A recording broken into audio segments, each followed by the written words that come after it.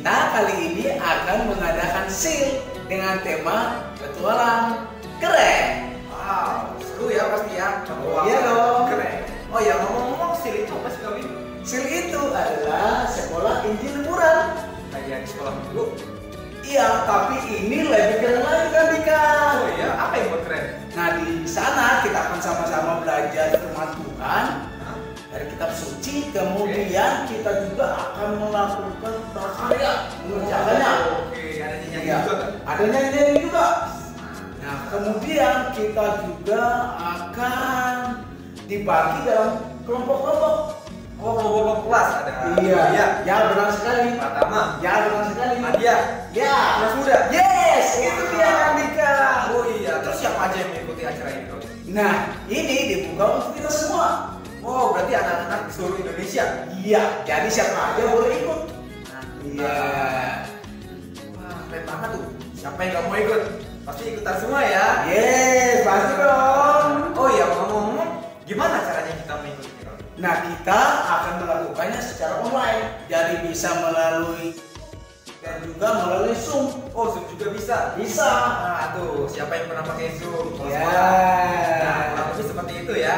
Iya, Nah, kalau tapi ikut kan Dika. seru. Ya, betul. Jangan sampai kalian takut atau khawatir ya. Pasti nanti ada kakak di sisi yang akan bantu kita semua ya. Iya. Sehingga nggak usah takut lagi, nggak usah khawatir. Nanti kalau nggak ada kuota, tenang aja. Iya. Kakak yang akan bantu.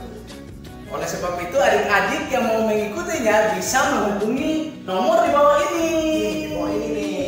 Oh iya, ngomong-ngomong, kapan acaranya kali ini? Kita akan melakukannya pada bulan Juni tanggal 24 sampai 26 di hari Kamis sampai hari Sabtu. Jam berapa? Jamnya ada dari jam 3 sampai jam 5. Oh, jam 3 sampai Iya. jam 5. Nah, tuh adik-adik, jangan lupa ya, karena ini diadakan di hari libur, jadi cepet-cepetan sekarang. Kalian catat tanggalnya di Google Iya, Calendar kalian, benar. supaya nanti ketika acara kalian ingat, gitu ya. Benar Supaya sekali. ada notifikasi supaya kalian mengikuti acara ini. Yes. Jadi itu aja kalau ini ya, Iya. cerita yang bisa Nah. disampaikan. Kemudian kan Dika, setelah ini kita punya lagu tema. Oh iya, ada lagu Yes. temanya, jadi sudah bisa belajar sekarang ya. Iya, mulai minggu ini kita akan bisa mulai belajar bersama-sama. Sehingga ketika sih kita sama-sama udah hafal dan kita nyanyikan bersama-sama. Siapa yang pengen lagunya dan juga gerakannya? Nah, pasti mau semua ya. Dong. Nah, berarti setelah ini ya, kalau gitu ya. Setelah ini. Oke, jadi siap-siap ya. Setelah ini kalian akan mengikuti atau juga belajar Iya. mengenai lagu tema dan juga gerakan-gerakannya ya. Ya, Kak, ya. yang menarik. Oke, semangat ya adik-adik. Nah, begitu aja yang bisa kakak adik sampaikan dan juga Kak Willy. Oke, sampai jumpa. Sampai jumpa adik-adik.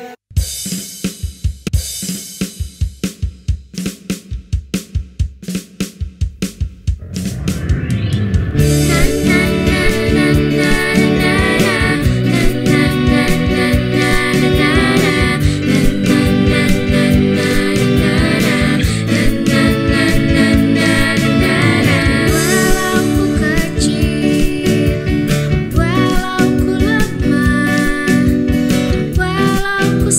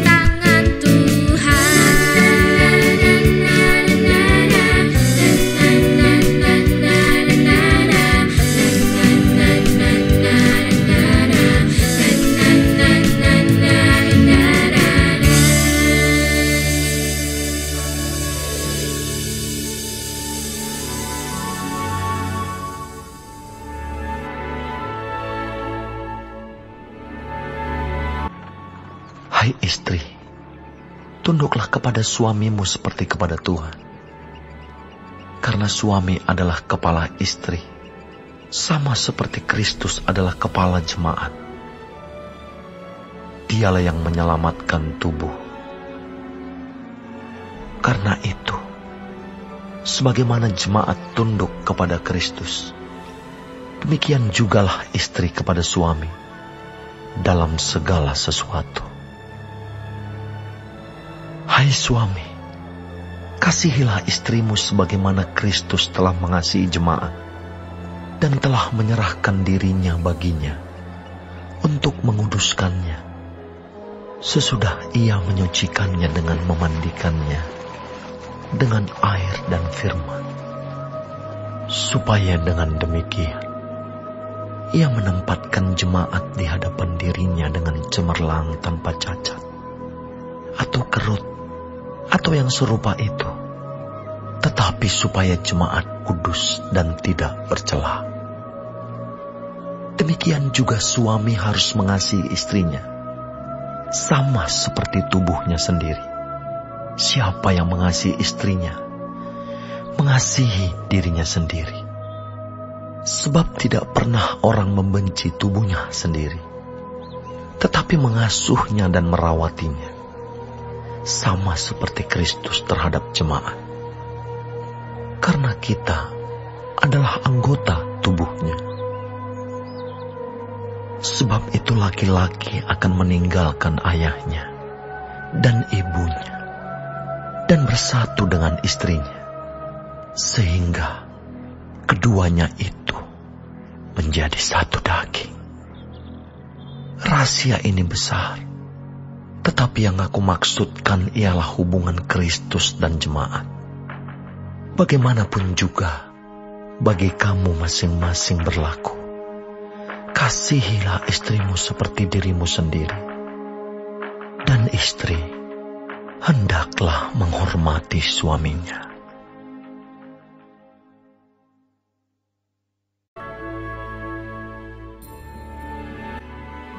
Selamat pagi adik-adik, kita bertemu lagi pada pagi hari ini di pelajaran 9 dengan judul Ayah sebagai Kepala Rumah Tangga.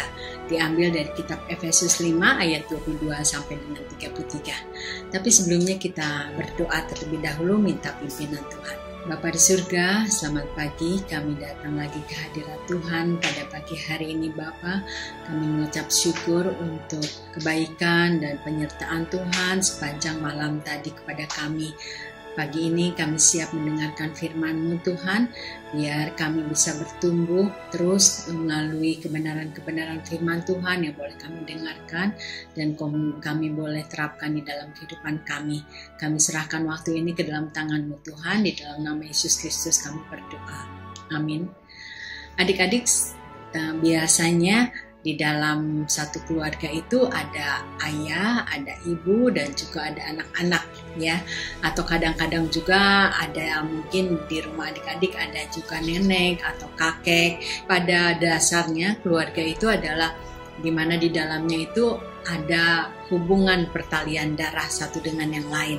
Ya, nah pada awal penciptaan Tuhan menciptakan Adam dan kemudian juga Tuhan menciptakan Hawa dan kemudian mereka dipersatukan dan mendapat anak-anak Kain dan Habil.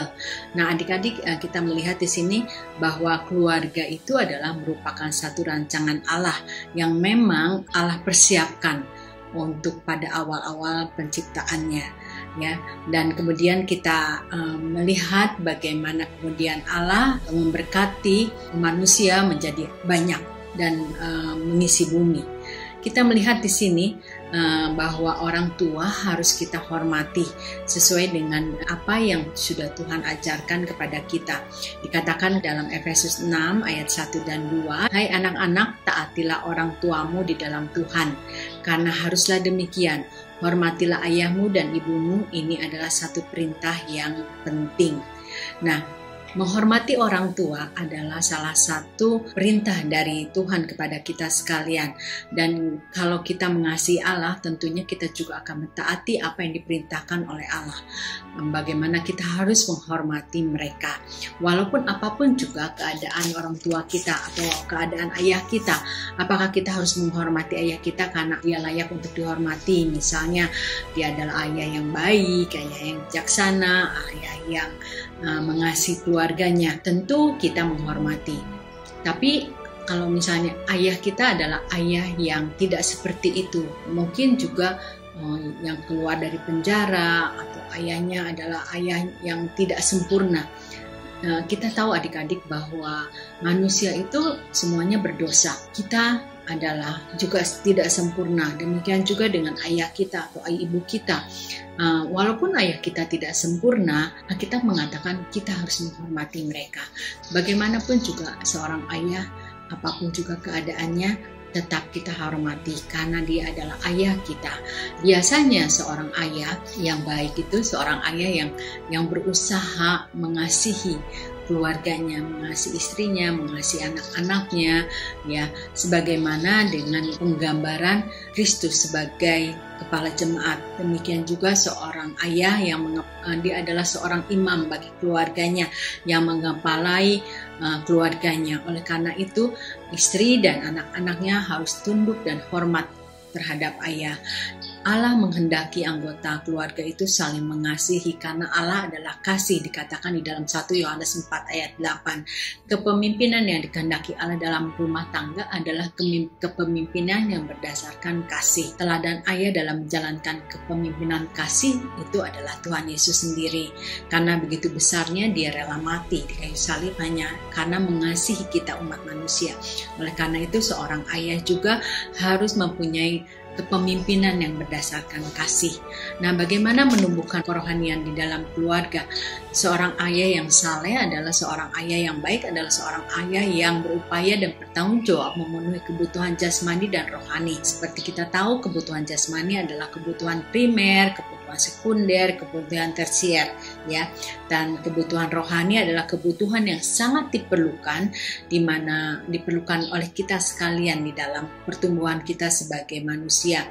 Contoh kebutuhan rohani adalah mengenal Allah, saling menghargai, menerima satu dengan yang lain. Kita tahu juga jika kebutuhan rohani satu dengan yang lain itu tidak terpenuhi, maka kadang-kadang anaknya menjadi seorang anak yang memberontak, menjadi seorang anak yang minder karena dia merasa tidak percaya diri, dan banyak hal-hal yang disebabkan oleh seorang anak tidak dibesarkan di dalam satu lingkungan yang baik. Orang tua yang baik adalah orang tua yang memperhatikan perkara-perkara rohani, dan ayah adalah kepala rohani keluarga, merupakan imam dan pendeta bagi keluarga. Ayah yang saleh itu akan memperhatikan keadaan iman dan kerohanian keluarganya. Jadi ayah harus mengupayakan supaya anak-anak mengasihi dan mentaati firman Tuhan. Iman dan kerohanian keluarga bertumbuh melalui ibadah di dalam keluarga, berdoa secara pribadi atau bersamaan, juga taat kepada firman Tuhan dengan menjauhi dosa dan segala kejahatan. Nah, adik-adik, kesimpulannya adalah berbahagialah keluarga adik-adik yang memiliki orang tua yang patuh kepada perintah Tuhan.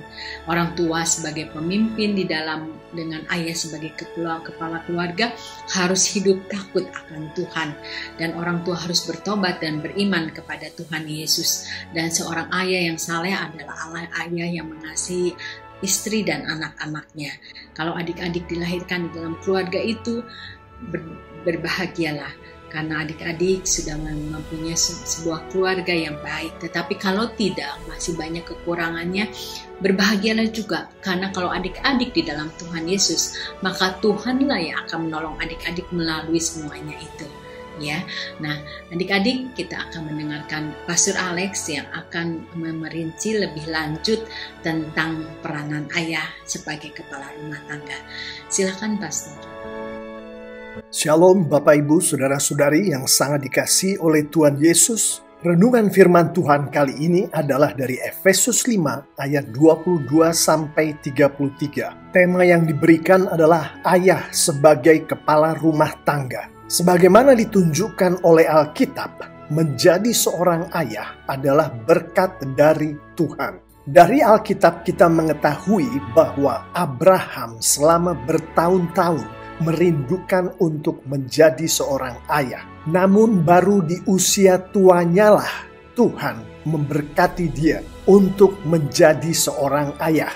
Dari Alkitab kita juga mengetahui bahwa Tuhan menghendaki seorang laki-laki menjadi seorang suami yang syah dari seorang istri terlebih dahulu, baru dia bisa menjadi seorang ayah. Alkitab juga menunjukkan bahwa seorang ayah adalah imam dari keluarga, adalah kepala dari rumah tangga. Saya sampaikan tadi bahwa menurut Alkitab sebelum menjadi seorang ayah, seorang laki-laki harus menjadi seorang suami yang syah dari seorang istri terlebih dahulu. Artinya seorang laki-laki dan seorang perempuan harus menikah dengan syah terlebih dahulu. Dengan syah artinya pernikahan yang diberkati oleh Tuhan. Mari kita memulai renungan kali ini dengan mempelajari dasar pernikahan yang diberkati oleh Tuhan. Pernikahan seorang suami dan istri, seorang laki-laki dan perempuan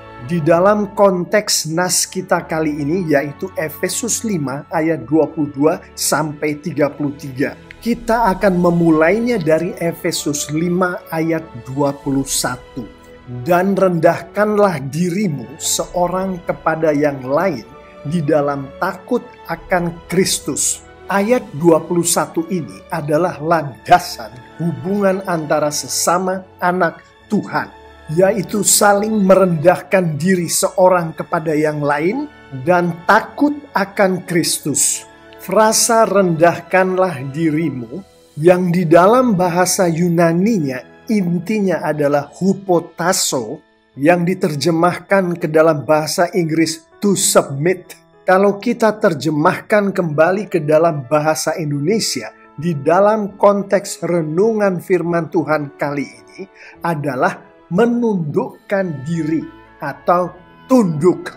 Sehingga landasan yang pertama tadi menjadi saling tunduk seorang kepada yang lain. Sebentar lagi kita akan melihat bahwa Efesus 5 ayat 21 ini adalah landasan untuk menafsirkan Efesus 5 ayat 22 sampai Efesus 6 ayat 9.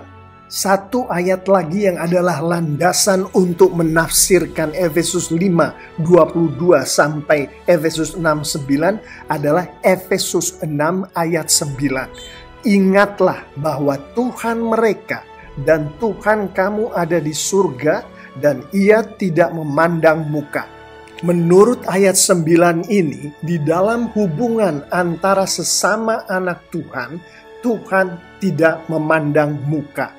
Baik anak-anak Tuhan itu laki-laki atau perempuan, tua atau muda, kaya atau miskin, Tuhan memandang mereka sama. Bapak, Ibu, Saudara-saudari yang sangat dikasihi oleh Tuhan Yesus, ayat 21 dan ayat 9 ini adalah juga landasan bagi kita untuk mengerti dasar pernikahan yang diberkati oleh Tuhan.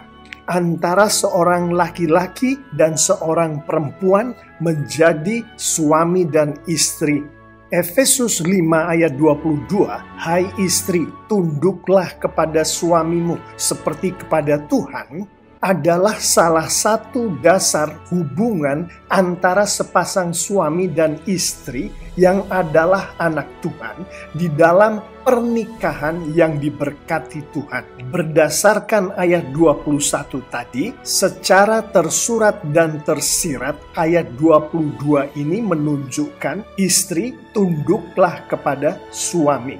Istri takutlah akan Kristus. sebagai dua dasar pernikahan yang diberkati Tuhan. Dan dengan melihat ayat 21 dan 22 ini secara bersamaan, firman Tuhan menunjukkan kepada kita bahwa suami pun tunduklah kepada istri sebagai salah satu dasar dari pernikahan yang diberkati Tuhan. Demikian pula dengan takut akan Kristus atau takut akan Tuhan. Istri takutlah akan Tuhan, suami takutlah akan Tuhan adalah juga dasar pernikahan yang diberkati Tuhan. Setelah kita mempelajari dasar-dasar pernikahan yang diberkati Tuhan di dalam konteks Efesus 5 ayat 22-33 ini, mari kita sekarang melihat hal ihwal ayah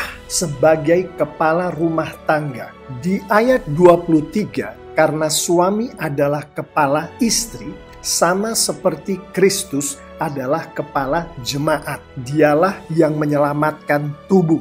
Di ayat ini dengan jelas kita melihat bahwa firman Tuhan menyamakan suami dengan Kristus, istri dengan jemaat. Suami adalah kepala istri.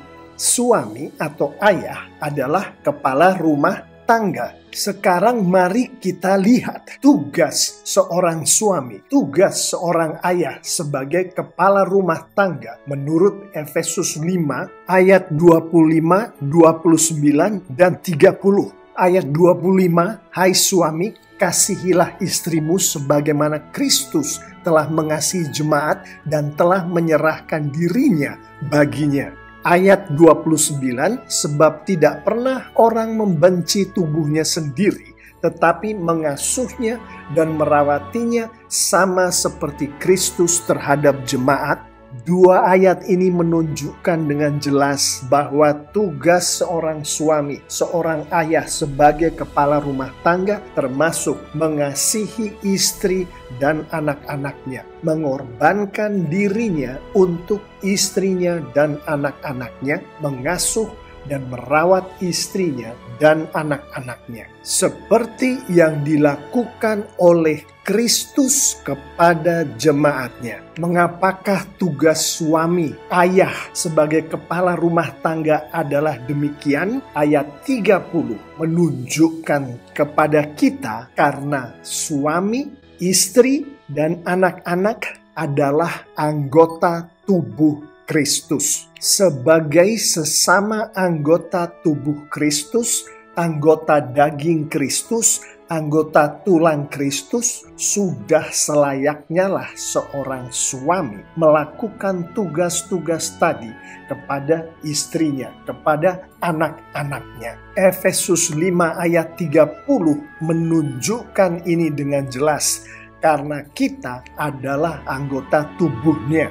Bahasa Inggrisnya lebih detail lagi. For we are members of his body, of his flesh, and of his bones. Karena kita adalah anggota tubuhnya, dagingnya, dan tulangnya. Bapak, Ibu, Saudara-saudari yang sangat dikasihi oleh Tuhan Yesus. Demikianlah renungan firman Tuhan kali ini. Saya ingin menutup renungan ini dengan kita bersama-sama melihat, dan saya berdoa juga dengan bimbingan dari Roh Kudus, kita semua akan melakukan di dalam kehidupan kita beberapa penerapan berikut ini. Penerapan pertama adalah kita sebagai anak-anak Tuhan, pengikut-pengikut Tuhan Yesus, hendaklah saling merendahkan diri satu sama lain, saling tunduk satu sama lain, termasuk antara suami dan istri, saling merendahkan diri, saling tunduk satu sama lain. Penerapan kedua adalah sebagai anak-anak Tuhan, hendaklah kita sungguh-sungguh takut akan Kristus. Artinya kita sungguh-sungguh mengikuti firman Tuhan yang ada di dalam Alkitab. Apa yang Alkitab katakan lakukan, maka dengan takut kita melakukan itu. Apa yang Alkitab katakan jangan lakukan, maka dengan takut kita tidak melakukan apa yang Alkitab katakan jangan lakukan. Demikian pula lah di dalam hubungan antara suami dan istri. Hendaklah suami takut akan Kristus, akan Tuhan. Hendaklah istri takut akan Tuhan.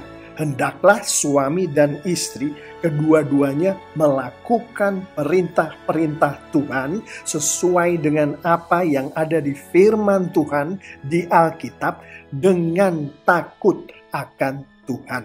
Dan sebagai penerapan yang terakhir dalam konteks ini adalah apabila Anda seorang suami, mengasihilah, berkorbanlah demi, mengasuh, merawatlah istri Anda. Apabila Anda seorang istri, berdoalah bersama-sama dengan suami Anda dan berkomunikasilah dengan suami Anda bahwa menurut firman Tuhan, seorang suami adalah mengasihi, berkorban demi, mengasuh, dan merawat istrinya.